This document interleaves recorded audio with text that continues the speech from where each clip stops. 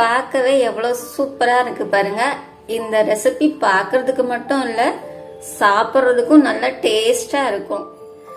Hi friends, welcome back to cook with Raji. இன்னைக்கு நம்ம சேனலில் நம்ம பார்க்க போகிற ரெசிபி பார்த்தீங்கன்னா வெஜிடபிள் இட்லி உப்புமாங்க. இந்த வெஜிடபிள் இட்லி உப்புமா எப்படி செய்யறதுன்னு இன்னைக்கு பார்க்கலாம். இந்த இட்லி உப்புமா வந்து நீங்க இட்லி செஞ்ச அன்னைக்கு மீந்து போச்சுன்னா அதை வந்து வேஸ்ட் ஆக்காம இந்த உப்புமாவா செஞ்சு கொடுங்க. உப்புமாவா செய்யும் போது கூட காய்கறிகள், உங்களுக்கு பிடிச்சமான காய்கறிகள் சேர்த்து செய்யும் போது அது இன்னும் நல்லா டேஸ்டா இருக்கும். ஸோ டேஸ்டியான ஒரு வெஜிடபிள் இட்லி உப்புமாவை எப்படி பண்றதுன்னு பார்க்கலாம் வாங்க. இதுக்கு நான் என்னென்ன எடுத்து வச்சிருக்கேன்னா, இட்லி பாருங்க, 4 இட்லி எடுத்து வச்சிருக்கேங்க. காலையில அவிச்சது, நல்லா ஆறி போயிருக்கு. ஒரு தக்காளி, டேஸ்ட்டுக்கு ஒரு தக்காளி நறுக்கி வச்சிருக்கிறேன். அப்புறம் நம்ம தாளிக்கிறதுக்கு கொத்தமல்லி இலை, அப்புறம் கருவேப்பிலை, பெரிய வெங்காயம் ஒரு வெங்காயம் நறுக்கி வச்சிருக்கிறேன், ஒரு குடமிளகாய், இது வந்து கேரட். ஸோ இதை எல்லாத்தையும் வச்சு நம்ம எப்படி உப்புமா செய்யறது, இட்லி உப்புமா செய்யறதுன்னு பார்த்துடலாங்க. இதுக்கு முதல்ல இந்த இட்லியை நம்ம நைஸா உதுத்து எடுத்துக்கலாம். உதுத்து எடுக்கிறதுக்கு தண்ணி எல்லாம் எதுவும் ஊற்ற வேண்டாம், அப்படியே உதுத்தாலே போதும். தண்ணி ஊத்திங்கன்னா ஒரு மாதிரி சவச்சவக்குன்னு ஈரப்பதம் இருக்கும். அந்த மாதிரி இல்லாம சும்மா அப்படியே ஊத்துக்கோங்க. இட்லி நல்லா சாஃப்டா இருக்கு. இது ரொம்ப டேஸ்டா இருக்குங்க. இந்த மாதிரி நான் சொல்ற மெத்தட்ல செஞ்சு பாருங்க, சூப்பர் டேஸ்டா இருக்கும். குழந்தைங்களுக்கெல்லாம் ரொம்ப பிடிக்கும். இந்த மாதிரி நல்லா பொடியா உதுத்துக்கோங்க. பாருங்க, இது உதுத்தாச்சு. அடுத்து தாளிக்கிறதுக்கு என்னென்ன தேவைன்னு பாத்திரலாம். ஸ்டவ்ல ஒரு பேன் வச்சு ஸ்டவ் ஆன் பண்ணிக்கலாங்க. இதுல கொஞ்சமா எண்ணெய் ஊத்திக்கலாம். எண்ணெய் சூடான உடனே நம்ம கடுகு போட்டுக்கிடுவோங்க. எண்ணெய் சூடாயிடுச்சு, கடுகு போட்டுக்கலாம். கடுகு, உளுந்தம்பருப்பு,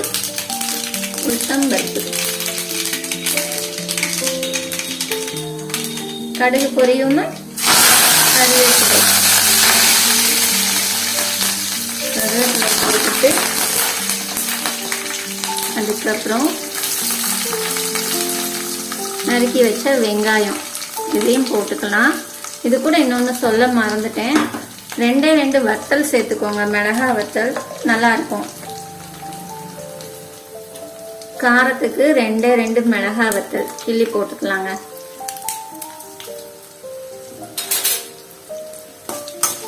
இது போட்டு எல்லாத்தையும் நல்லா வெங்காயம் வதக்கணும்.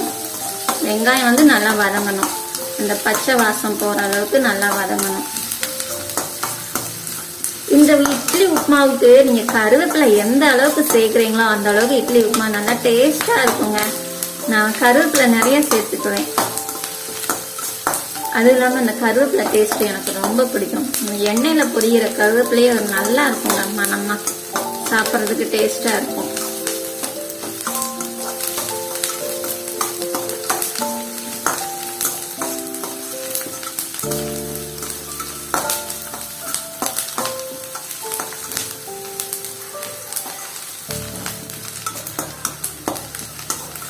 ரெண்டு நிமிஷம் வெங்காயம் வதங்கினா போதுங்க.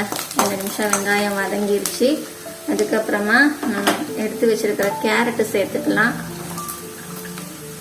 கேரட்டை முதல்ல போட்டுருங்க. தக்காளி, குடமிளகாய் போடுறதுக்கு முன்னாடியே கேரட்டை சேர்த்துருங்க. ஏன்னா கேரட்டும் கொஞ்சம் நல்லா வேகணும்.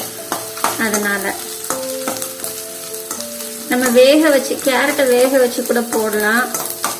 பட் அந்த அளவுக்கு டேஸ்டா இருக்காது. இது வதக்கி போடும்போது இன்னும் சூப்பரா இருக்கும்.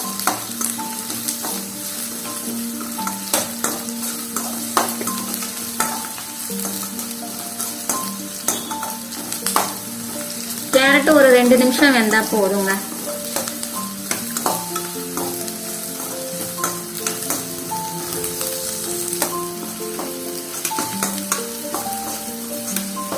கேரட் ரொம்ப வெந்துடக்கூடாது, ஒரு 2 நிமிஷம் வதங்கினா போதும். இப்ப இது கூட நம்ம நறுக்கி வச்ச குடமிளகாய் சேர்த்துக்கலாங்க.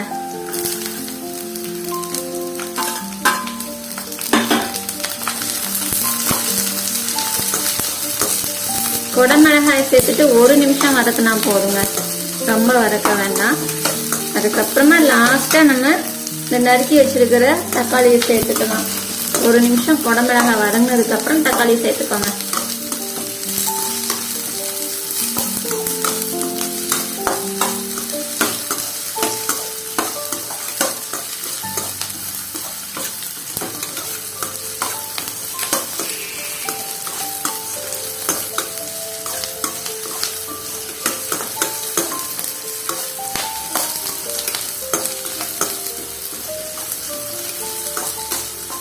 இப்போ குடமிளகாயும் ஒரு நிமிஷம் வதங்கிடுச்சு. அடுத்ததா ஃபைனலா நம்ம இது சேர்த்துக்கலாம் தக்காளி ஒரே ஒரு தக்காளி டேஸ்ட்டுக்காக, ரொம்ப வேண்டாம், ரொம்ப போட்டாலும் புளிப்பா வந்துடும். ஸோ கொஞ்சமா தக்காளி சேர்த்துட்டா போதுங்க.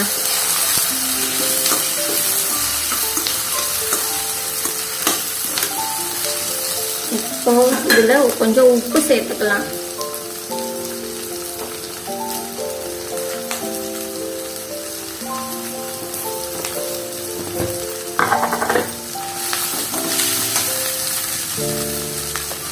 இந்த காய்கறிக்கு தக்காளி வெங்காயம் இதுக்கு தேவையான அளவுக்கு மட்டும் உப்பு சேர்த்துக்கோங்க, ரொம்ப வேணாம். ஏன்னா இட்லியில ஆல்ரெடி உப்பு நம்ம போட்டு அவிச்சிருக்கோம்ல, மாவுல இட்லியில உப்பு இருக்கும். இதுக்கு மட்டும் நீங்க தேவையான அளவுக்கு உப்பு போட்டுக்கோங்க.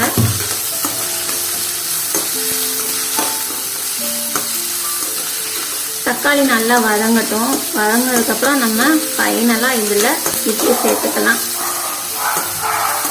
கட்ட ஆரம்பிச்சிட்டோன்னா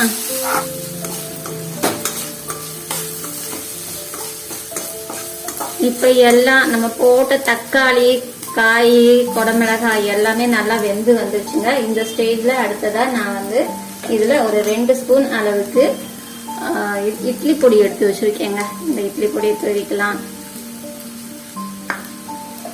தூவிட்டு இதையும் ஒரு கிண்டிடுங்க.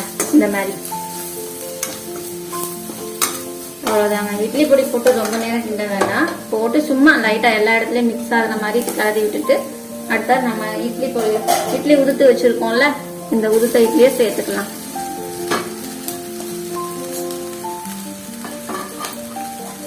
சேர்த்துட்டு இதையும் நல்லா கிண்டிடுங்க. இட்லி சேர்த்துட்டு ரொம்ப நேரம் கிண்டி விட வேண்டாங்க. சும்மா லைட்டா எல்லா பக்கமும் அது கலர்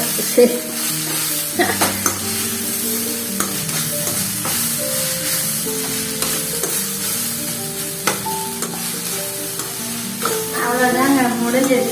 இட்லி போட்டதுக்கு அப்புறம் ரொம்ப நேரம் கிண்ட தேவையில்லைங்க. இட்லி நல்லா சூடாகிற வரைக்கும் வதக்கி விட்டா போதும். இப்ப இட்லி நல்லா சூடாயிடுச்சு. இந்த ஸ்டைல்ல நம்ம இறக்கிடலாம். இறக்கும் போது ஃபைனலா மல்லி இலை நறுக்கி வச்சிருக்கேன்ல, இதே சேர்த்துக்கலாம். அவ்வளவுதான். சேர்த்துட்டு இது ஒரு கிண்டு. அவ்வளவுதாங்க. இப்போ ஸ்டவ் ஆஃப் பண்ணிடலாம். அவ்வளோதாங்க. பார்த்தீங்களா எவ்வளோ சூப்பராக இருக்கு. இப்போ இது சாப்பிட ரெடி. டேஸ்ட் பார்த்துடலாம்.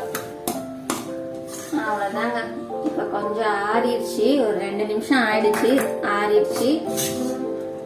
இதை டேஸ்ட் பார்த்துடலாம்.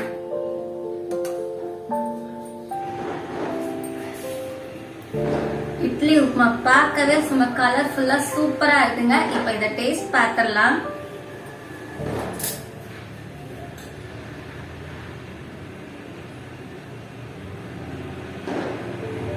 வத்தல் வருது.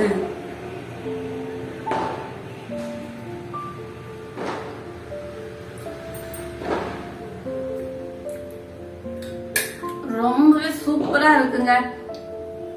நல்லா கலர்ஃபுல்லா இருக்கு, பாக்குறதுக்கும் நல்லா இருக்கு. அதே மாதிரி நம்ம வெஜிடபிள் சேர்த்துருக்கோம்ல, நல்லா ஹெல்த்தியாவும் இருக்கும், டேஸ்டாவும் இருக்கும். இந்த மாதிரி இட்லி உப்புமாவை நீங்க நைட்டு டின்னருக்கு செஞ்சு கொடுங்க. ரவை உப்புமா சாப்பிடாதவங்க கூட இந்த இட்லி உப்புமாவை விரும்பி சாப்பிடுவாங்க. அவ்வளவு நல்ல ஒரு சூப்பரான ரெசிபிங்க. இதை கண்டிப்பா நீங்க ட்ரை பண்ணி பாருங்க. வீடியோ பிடிச்சிருந்தா வீடியோக்கு லைக் பண்ணிருங்க. அதே மாதிரி நம்ம சேனலுக்கு இன்னும் நீங்க சப்ஸ்கிரைப் பண்ணாம பாத்துட்டு இருக்கீங்கன்னா உடனே சப்ஸ்கிரைப் பண்ணிக்கோங்க. மறுபடியும் அடுத்த வீடியோல இன்னும் ஒரு சூப்பரான ரெசிபியோட பாக்குறேங்க. பாய். சாப்பிட போறேன். மத்தியானம் சாப்பிடல, செம்ம பசி.